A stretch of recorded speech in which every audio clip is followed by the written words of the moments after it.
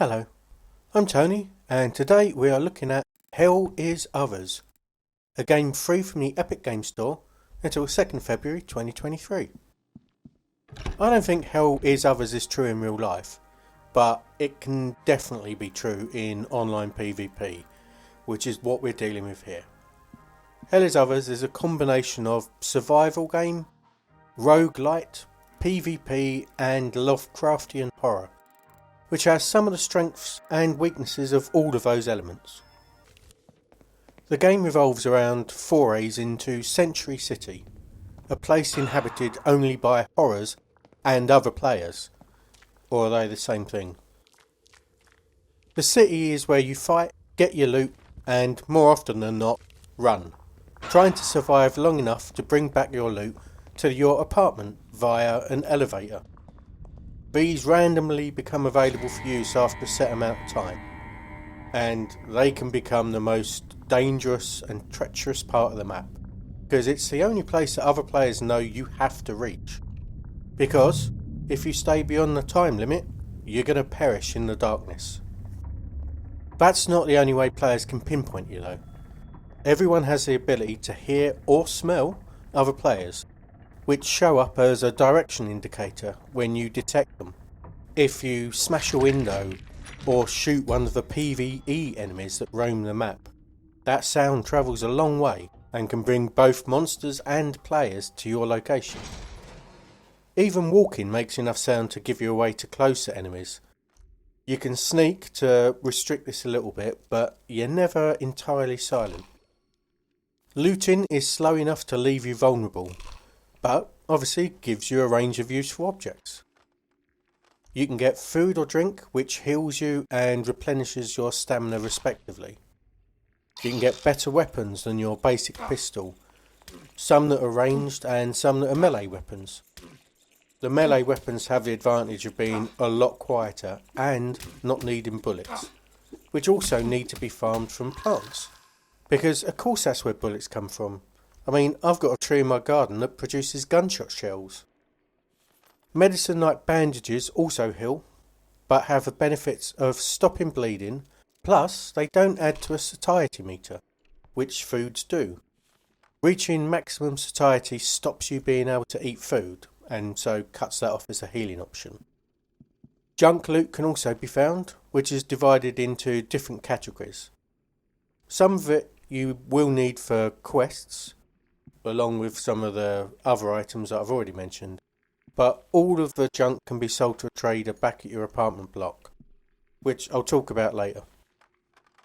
The trader will only buy items in 2 of the item categories each day, and everything rotates over a week, so you can't always sell your stuff.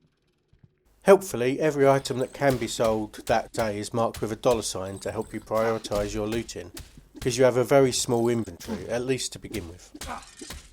Upgrades to your abilities can also be found in the form of pills, which temporarily increase things like health, senses, looting speed, but they also add to your toxicity levels.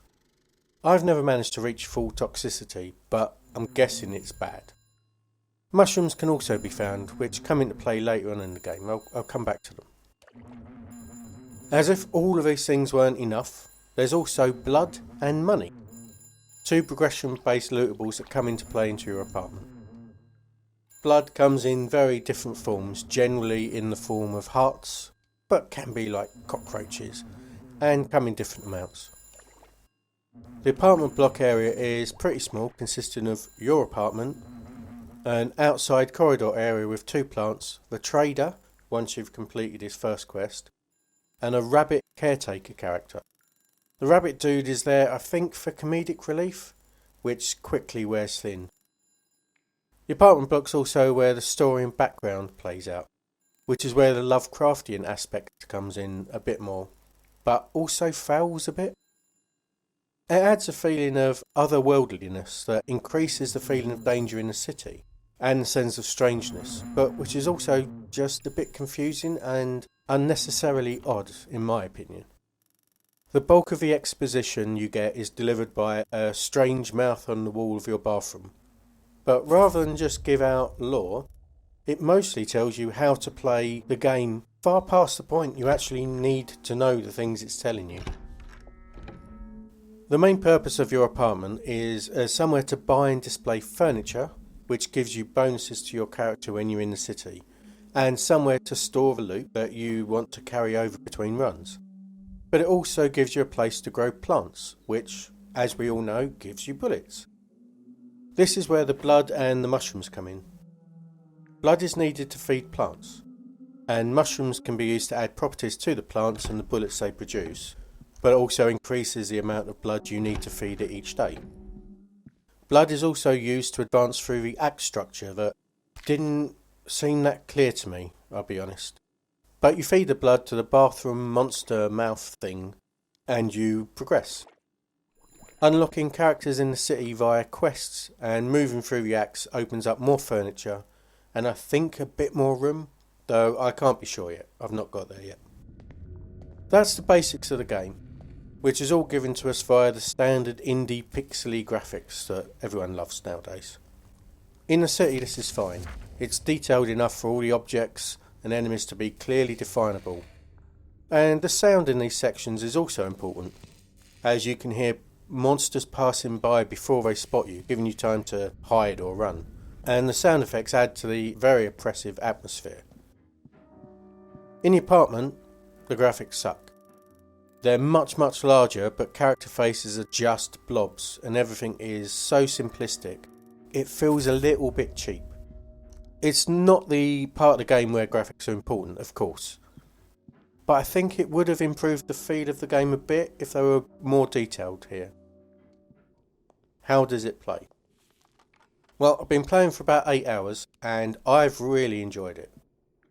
But there are a couple of issues that I'm anticipating that do make me feel that this isn't going to be a game that I'm going to play for much longer. As with all PvP games, the beginning can be brutal, and this is no exception. You're dropped into a match almost immediately, competing against players that might well be far more powerful in practice than you are. It took me several tries before I made it back to my apartment once safely. But with each successful attempt, you learn the game a bit more and the city a bit better, and you also get to keep the items you scavenged, so you can start off the next run stronger. It was fun and pretty addictive. There's plenty of quests to fulfill, plenty of objectives to complete. It's really enjoyable. Getting killed by monsters just as I got to an elevator is the right kind of frustrating. And killing a player that had been injured in a firefight in front of an elevator and getting to loot both them and the person that they just killed is the right kind of evilly thrilling too. However, during the end of my 8 hours, I'd unlocked a few bits of furniture, had a bullet plant, and realised that there's only one map, and it was already getting a little bit stale. While Steam is obviously not the only place that the game can be bought from, and isn't going to reflect the people that played during this giveaway, the charts didn't look great to me. It showed signs of people leaving the game pretty quickly after release.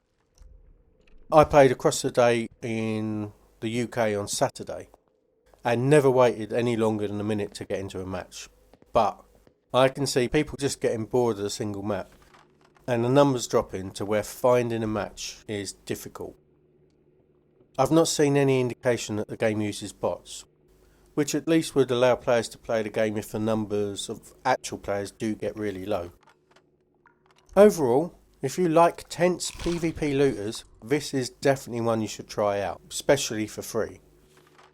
I think during this window of availability on the Epic Games Store, you're going to be able to rack up a fun dozen or so hours of playing before you get bored of a single map and before the numbers drop off. Obviously, if you're not okay with the idea of losing 10 minutes worth of farming really cool loot because some other players killed you, then this isn't for you. This is a recommend for fans of the genre with a big fat asterisk that says for a while. Okay, it's time to water my shotgun shell tree, so thanks for watching and I'll talk to you soon. Goodbye.